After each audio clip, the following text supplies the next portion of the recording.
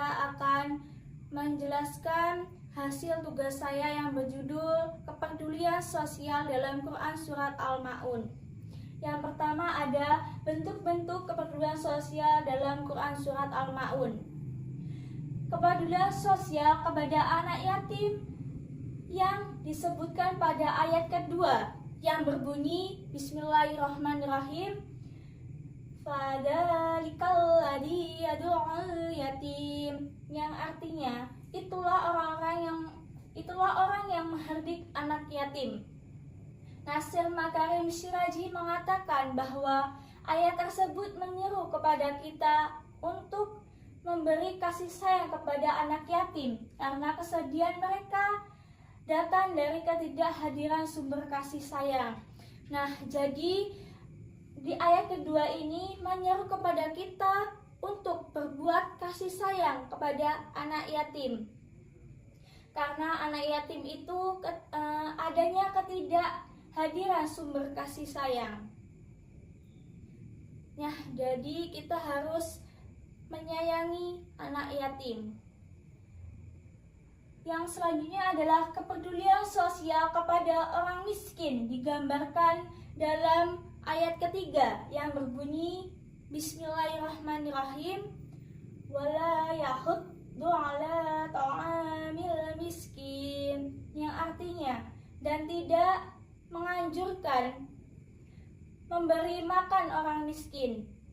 Nasir Makarim menyatakan bahwa kita bisa melihat bagaimana Al-Quran menjelaskan memberi makan orang miskin merupakan amal kebaikan yang penting.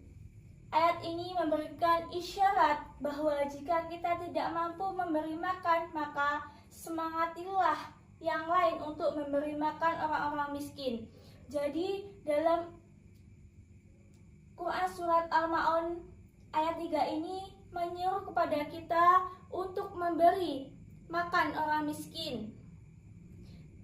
Jika kita tidak mampu untuk memberi makan orang miskin, maka semangatilah orang lain untuk memberi makan orang miskin.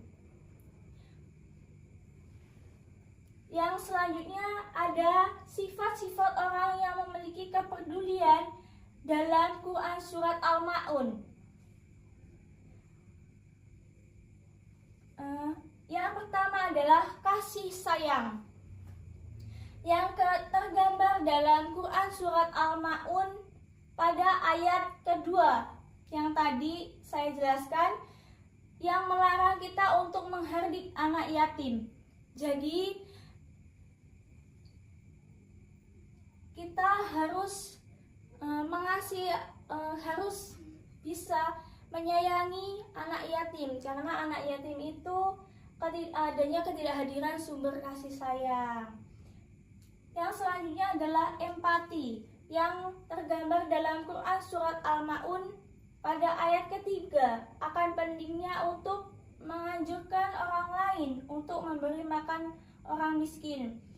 Nah, empati ini tergambar dalam Quran Surat Al-Ma'un ayat ketiga tadi yang sudah saya jelaskan, untuk pentingnya untuk kita memberi makan orang miskin. Jadi jika kita tidak mampu untuk memberi makan orang miskin, maka semangatilah orang lain untuk memberi makan orang miskin. Yang selanjutnya adalah dermawan. Kita dapat memahami adanya seruan untuk bersikap dermawan. Pada ayat ke-7 dijelaskan Bismillahirrahmanirrahim, wa yamna'unal ma'un, yang artinya dan enggan menolong dengan barang berguna. Nasir Makarim Syiraji menjelaskan orang-orang yang enggan untuk memberikan sesuatu yang sederhana atau sesuatu yang kecil menunjukkan ia berada pada tingkat yang sangat kikir. Karena sikap dari kepedulian sosial dalam ayat ini menyeru untuk memiliki sifat dermawan.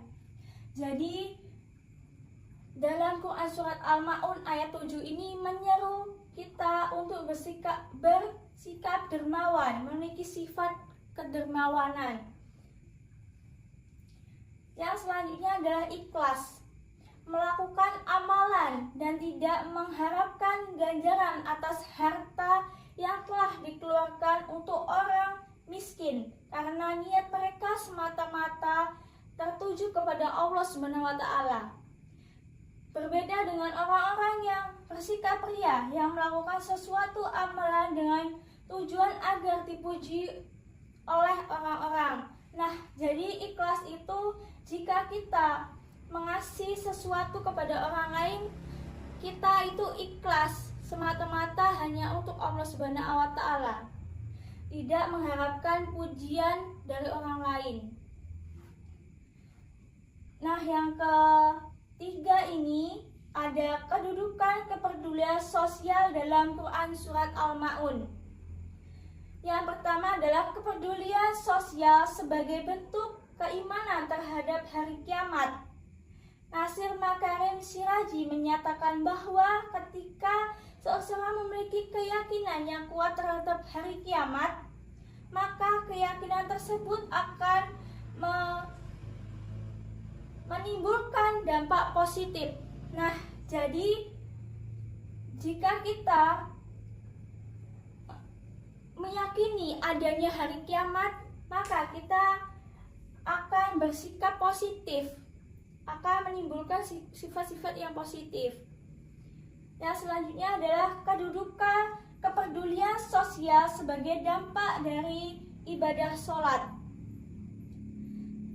yang dijelaskan pada ayat ke-4 dan ke-5 yang berbunyi Bismillahirrahmanirrahim, fawailul lil musallin alladzina hum an sholatihim sahun. Maka celakalah bagi orang-orang yang sholat.